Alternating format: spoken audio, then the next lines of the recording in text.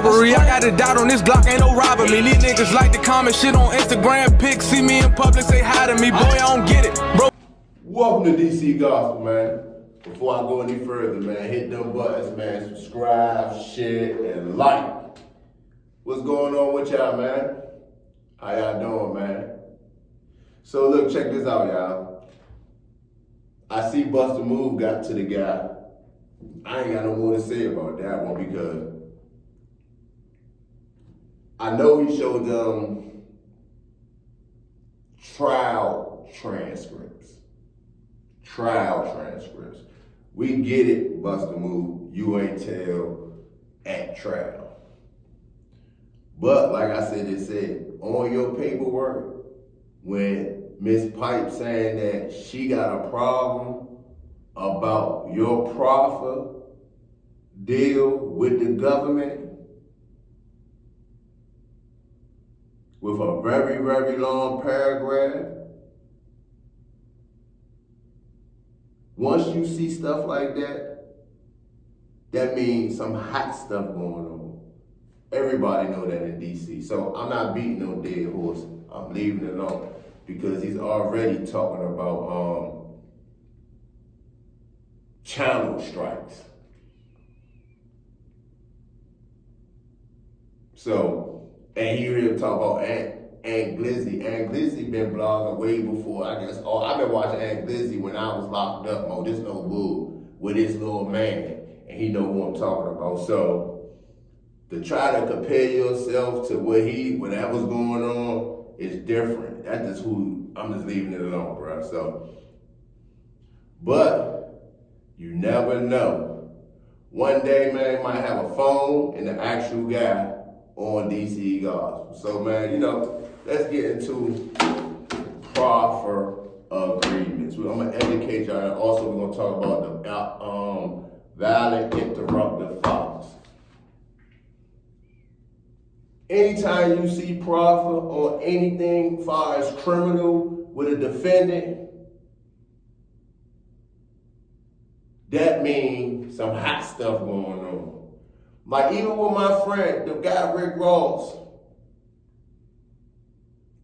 I went back and I was just reading through because when you're reading paperwork, it's hard. And I went and got his paperwork from down district court.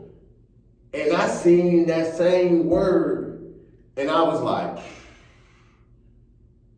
but I just looked over it. Because I knew how it was being used this time. It was being used from his lawyer to the government. Like, look, y'all got to share more information with us, man. Look, if you trying to hold my man and keep him in jail, look, she telling them, look, it got to be more accurate. So the courts, you got to submit this to the courts and give us reason why y'all want to hold him.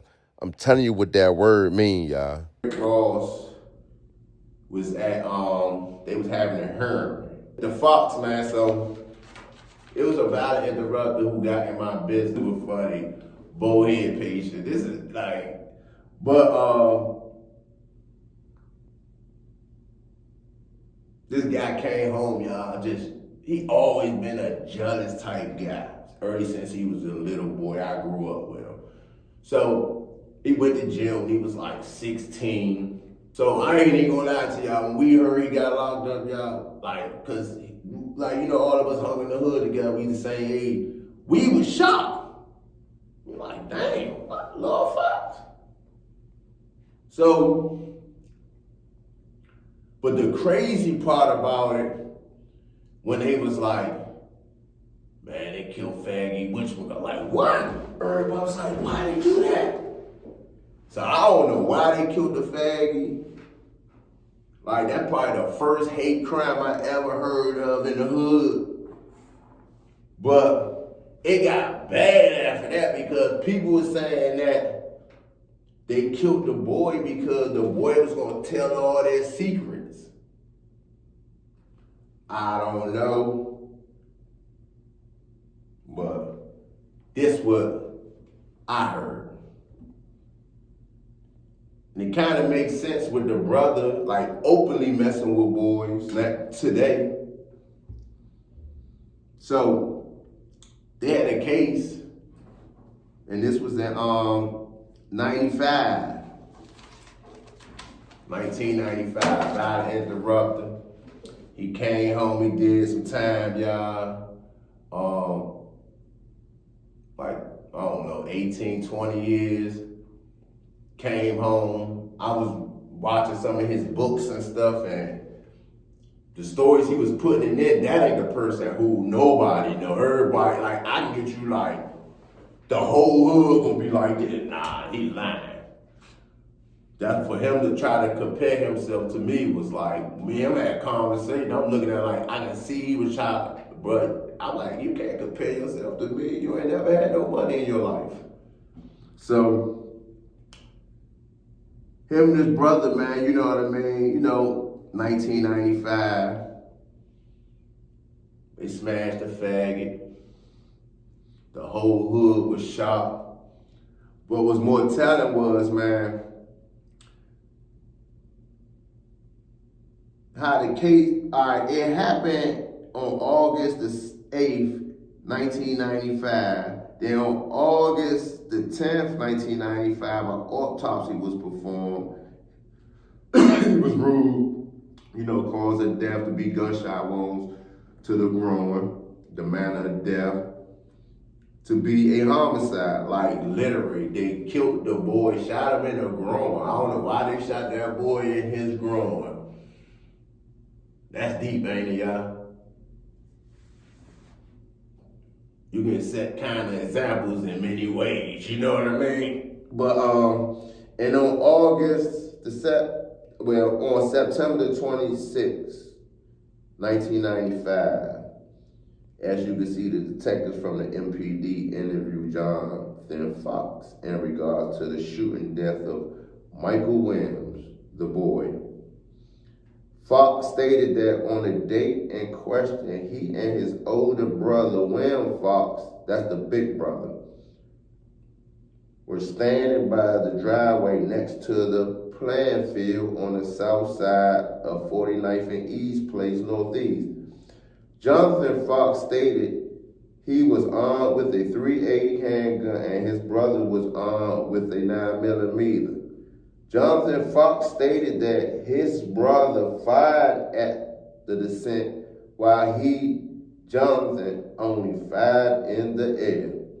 The events described above concern in the District of Columbia. You can see, subscribed and sworn by me this day. Whoever that is, police officer, his badge number, the district, and the deputy clerk.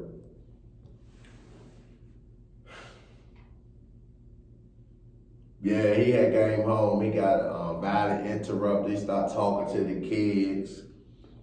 You know, trying to preach to them to be positive and do the right thing and stick together.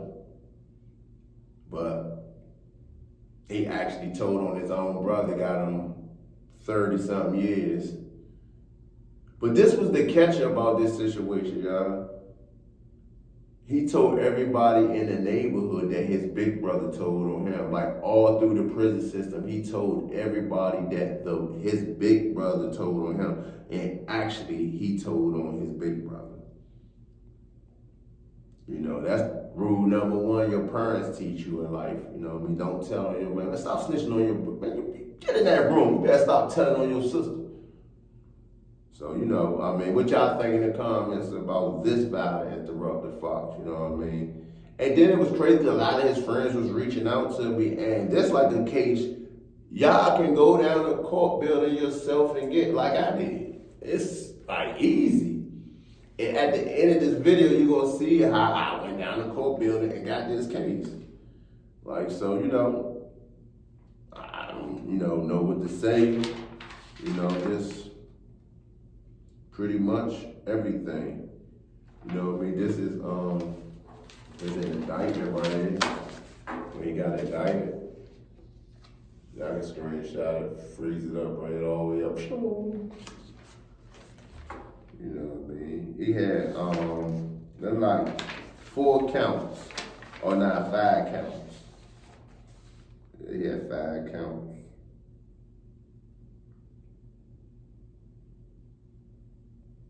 So What y'all think about these violent enterprise with these shady backgrounds and y'all seeing that word proffer? We gonna talk a lot about that word. That word is a bad word in the criminal justice system. It associates around hot exchanging information with the government, either about yourself or on others. You tell me now, like, when you see stuff like that, do you think that's appropriate in the streets? I don't know, y'all tell me. I really don't know. All I know is that stand-up man stuff, and definitely with my generation, I don't know what the youngest really doing, and all that, man. Wait till y'all see Fall now. It's about to get ugly on DC Gospel, y'all. Stay tuned. I made the famous 4,000 famous. So let's go see what we can find, y'all. DC Gospel. Love y'all. Peace and harmony. We gotta clean this up. Looking up Jonathan Fox, a 1993 murder case. I'm trying to get the PSI. Yes, everything that is in there right now. Okay, the PSI in there? You gotta take a look. Okay, bet. Yeah, I don't know. I bet. On September the 26th, 1990, detectives from MPD interviewed Jonathan Fox in regard to the shooting death of Michael Williams. Fox stated that on the date in question, he and his older brother, William Fox, were standing by the driveway next to the playing field on the south side of the E Place Northeast. Jonathan Fox stated he was armed with a .380 and his brother was armed. His brother fired at the descendant while he, Jonathan, only fired in the air.